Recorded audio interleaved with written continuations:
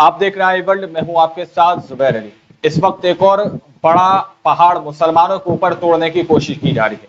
इतना घटिया नियम और इतनी घटिया राजनीति मुसलमानों को लेकर दोस्तों की जा रही है। अब मुसलमानों को सीधे तौर पर आदेश दे दिया गया है, ऑर्डर दे दिया गया है कि जितने भी मुसलमान रेहड़ी लगाते हैं, ठेला लगाते हैं, दुकान करे हुए, सारे मुसलमानों को अपनी दुकानों पर नाम लिखना होगा, यानी कि उनको अपना अपना नाम लिखना होगा ताकि लोगों को यह पता चल सके कि ये एक मुसलमान की दुकान है। अब देखिए पूरा मामला क्या है। हमारे साथ वरिष्ठ पत्रकार मौजूद हैं, प्रज्ञा मिश्रा जी।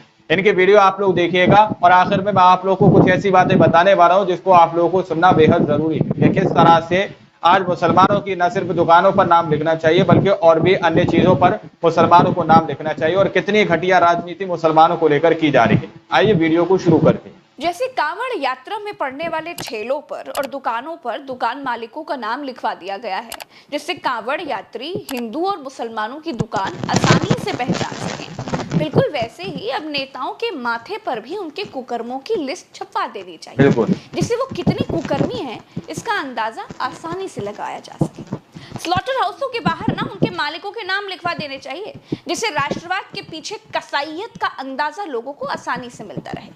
भाई जब ठेले पर धर्म की पहचान अनिवार्य है तो फिर वैसे ही राजनीति में झूठे मक्कारों और धोखेबाजों की पहचान अनिवार्य होनी चाहिए। नमस्कार दोस्तों, मैं प्रज्ञा मिश्रा और आप देखना शुरू कर चुके हैं प्रज्ञा का पन्ना।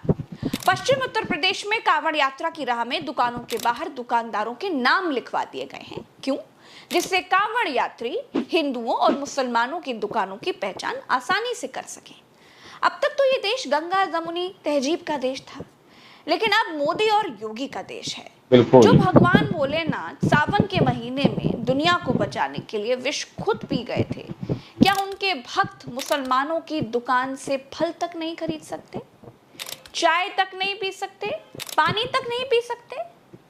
भारत में बीजेपी का हिंदू खतरे में है और उसे खतरे से निकालने के लिए बीजेपी अपने स्तर पर फर्जी रेस्क्यू ऑपरेशन चलाती रहती है। समझिएगा पूरी टेक्नोलॉजी के ठेले से कांवड़ यात्रियों को बचाने का ऑपरेशन चला रही है। इतने सांप्रदायिक और इतने घटिया स्तर तक सिर्फ एक ही पार्टी सोच सकती है और वो पार्टी है जिसके महामानव हिंदू धर्म को हिंदू धर्म मानते ही नहीं है। हिंदू रिलीजन नहीं है, हिंदू वे ऑफ लाइफ। मुसलमानों की दुकान से फल, फ्रूट, चाट, पकौड़ी, कचौड़ी, नाश्ता खाने से हिंदू कैसे खतरे में पड़ सकता है? भाई धर्म की क्या हानि हो सकती है, इसके बारे में अभी तक कोई पंडित किसी पोथी में लिख तो नहीं पाया है। ये इतना लेटेस्ट है दोस्तों कि गूगल भी इसका जवाब नहीं दे पा रहा है। अगर बीजेपी सरकार की मंशा सावन में कांवड़ यात्रियों को मांसाहार से बचाने की थी तो होटलों पर बड़ा बड़ा राशिद, हारून, हसन, नसीम, राहुल, मुन्ना, कल्लू लिखवाने की जगह पर वेज और नॉनवेज लिखवा देना चाहिए था और वेज और नॉनवेज के नियम बहुत कड़े कर देने चाहिए थे। लेकिन नाम लिखवाने से सरकार की मंशा कुछ और ही दिखाई देती है।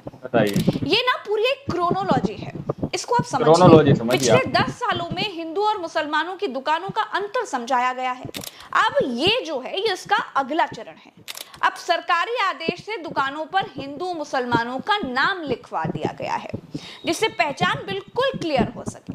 वरना आम के ठेले पर नाम का क्या काम भाई? आम ठेले पर क्या काम? अंदर कोई अंडा तो मिक्स कर नहीं देगा।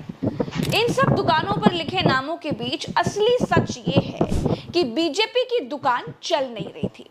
बीजेपी इससे अपनी दुकान सेट कर रही है, अपना तवा गर्म कर रही है। आदरणीय योगी जी, कल की डेट में आप जातियों के नाम भी लिखवा देंगे क्या? पिछड़े और दलितों की दुकान से भी कांवड़ यात्री नहीं कुछ खरीदे गए क्या? क्या आप पिछड़ा विरोधी हैं? क्या आप दलित विरोधी हैं? कल की डेट में आज धर्म का नाम लिखवा रहे हैं, कल आप जातियों का नाम लिखवाएंगे? बिल्कुल। किस तरीके से इस यात्रा को सांप्रदायिक करने की कोशिश कर रहे हैं? अब तो लोकदल भी इसका विरोध कर रहा है और जनता दल यूनाइटेड भी विरोध कर रहा है इस संविधान विरुद्ध काम का।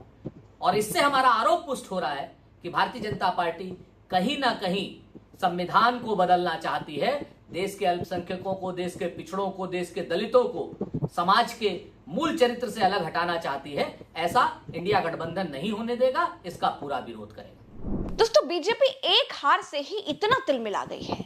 बीजेपी का नकली हिंदुत्व वाला ढोल हिंदू समाज ने अयोध्या में फोड़ दिया, बद्रीनाथ में फोड़ दिया, प्रयागराज में फोड़ दिया, चित्रकूट में फोड़ दिया। धार्मिक नगरियों की ज्यादातर सीटें बीजेपी हार गई है। बताइए। अरे बनारस में तो मोदी खुद हारते हारते चुनाव जीते हैं, फिर भी आंखें नहीं खुली हैं कि देश के लोगों को हिंदू मुसलमान नहीं चाहिए, उनको नौकरी चाहिए, रोजगार चाहिए, प्रगति, उन्नति, विकास, समृद्धि, अस्पताल चाहिए, स्कूल चाहिए, लीक रहित परीक्षाएं चाहिए, अरे सुरक्षित रेल यात्राएं चाहिए भाई।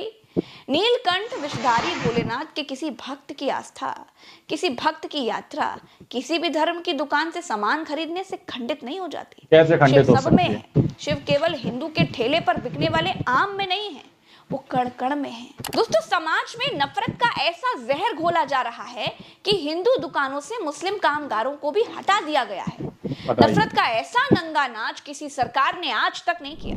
हर साल कावड़ आती है, हर साल लोग रहते हैं और हरिद्वार से ही मुसलमानों का सहयोग इसमें शुरू हो जाता है। जिस कावड़ को वो लेके आते हैं उसको काम, उसको सजाने का काम अधिकतर मुस्लिम समुदाय के लोग करते हैं, वो उनकी रोजी रोटी है। वो हम का थोड़ी करते हैं, वो जो कावड़ लेके आते हैं वो थोड़ी कावड़, ये कावड़ बनाता कौन है? दूसरा, जो तमाम रास्ते में आप चलते हैं, जो भी संसाधन आप यूज करते हैं, उन संसाधनों में 80% योगदान मुस्लिम समुदाय के लोगों का होता है। लेकिन ये जो राजनीतिक लोग हैं, इनकी सियासी रोटियां कैसे सीखेंगी अगर ये शांत बैठ जाएंगे? तो अपनी सियासी रोटियां सेकने के लिए इस तरह का एक माहौल बनाया जा रहा है। और आपको याद रखना चाहिए कि 2013 के बाद मुजफ्फरनगर, शामली, जो मेरठ का एरिया है, बहुत सेंसिटिव एरिया बन चुका है। और यहाँ चाहे वो भारतीय जनता पार्टी के नेता हों, चाहे दूसरे नेता हों, उनकी दुकानें इसी पे चलती हैं, हिंदू मुस्लिम मामले पे ही। अगर ये मामला नहीं होगा, मामला ठंडा पड़ जाएगा, सब कुछ शांतिपूर्ण तरीके से निपट जाएगा, तो उनकी दुकानें बंद हो जाएंगी। वो क्या करेंगे? होना तो ये चाहिए था दोस्तों कि कावड़ यात्रियों के लिए खुद सरकार जगह जगह मुफ्त में खाने के लिए दुकानें खोल देती, सारी मूलभूत सुविधाएं खुद देती, सड़क पर उनके लिए अलग से कावड़ पथ बने होते। तब पता चलता कि हिंदू हृदय सम्राट की सरकारें दिल्ली से लखनऊ तक चल रही हैं। ठेले पर नाम लिखवाने से आप हिंदू हृदय सम्राट नहीं बन जाएंगे। जनता आपको पहचान चुकी है भाई। आपका मंगलसूत्र आपको सूद समेत वापस भी दे चुकी है। 2027 का रिजल्ट ऐतिहासिक होने जा रहा है, ये बात लिख कर रख लीजिए। देखिए प्रज्ञा, ये चुनाव से पहले ही समीक्षा जो आज भारतीय जनता पार्टी आज समीक्षा कर रही है, ये हमने और आपने 3 महीने पहले ही समीक्षा कर ली थी।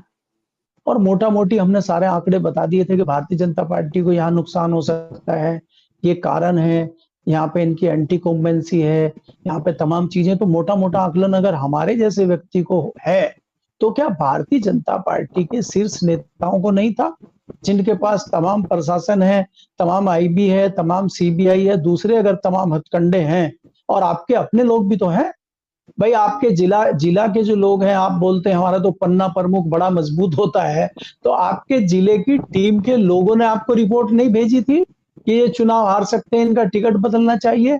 तब आपने क्यों नहीं समीक्षा की? तब आपने क्यों नहीं आकलन किया? उस आकलन का आज क्या फायदा है करने का? दूसरी चीज जो आप सबसे बड़ा आरोप लगाते हैं कि प्रशासन ने, अधिकारियों ने हमारा साथ नहीं दिया, तो क्या माना जाए कि जो पुराने इलेक्शन आपने जीते हैं उनमें प्रशासन आपका साथ दे रहा था और आप प्रशासन का मिसयूज कर रहे थे? तो ये साफ जाहिर कर रहे हैं आप। एक बात और है कि ये भी नहीं भूलना चाहिए कि मोदी बैसाखी पर हैं। कहीं ये मोदी को बैसाखियों से गिराने की लखनऊ वालों की चाल तो नहीं, क्योंकि इस सांप्रदायिक फैसले का एनडीए के साथी विरोध करने लगे हैं।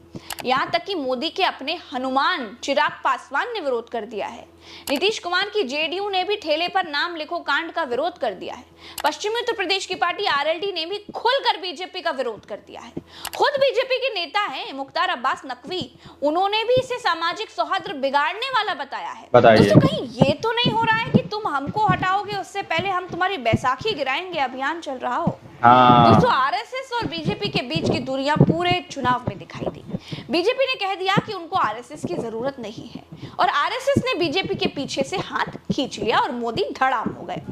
मोहन भागवत ने मोदी का नाम लिए बगैर नॉन बायोलॉजिकल परमात्मा के दूत, वरदानी, महामानव के लिए कुछ कहा है।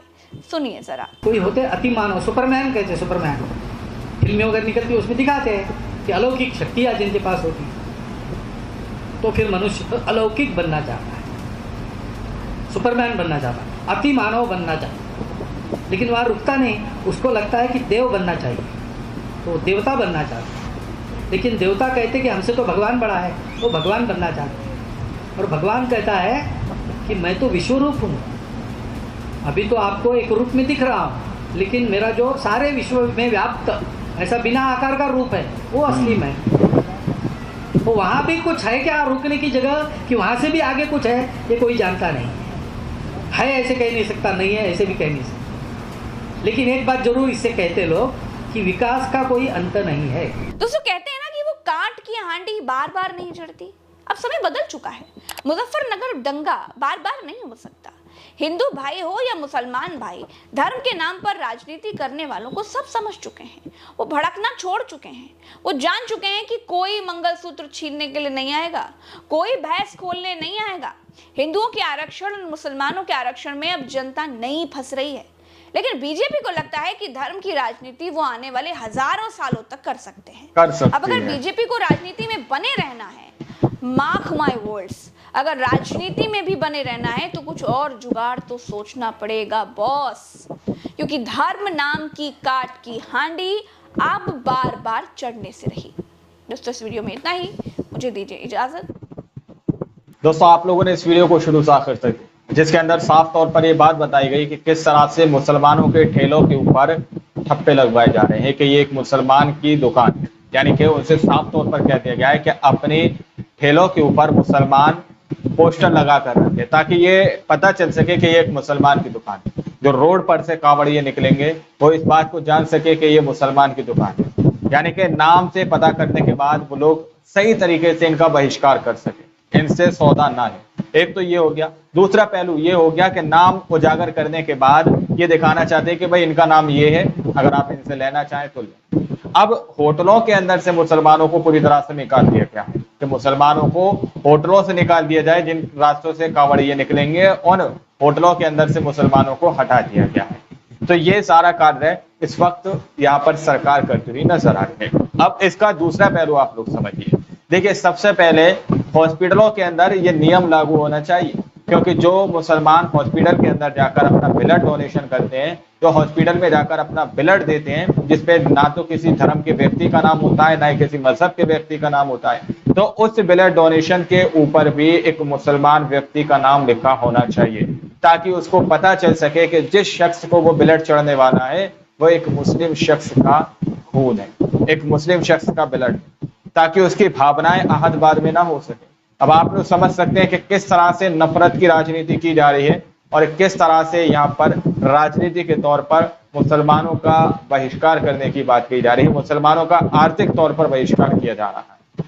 वरिष्ठ पत्रकार थे, आप लोग के सामने रखी गया है। अब आप लोग रिपोर्ट को देखने और सुनने के बाद क्या सोचते हैं, क्या समझते हैं, अपनी राय कमेंट सेक्शन में हमें जरूर दीजिएगा। अगली वीडियो में जब तक के लिए अपना ख्याल रखिएगा।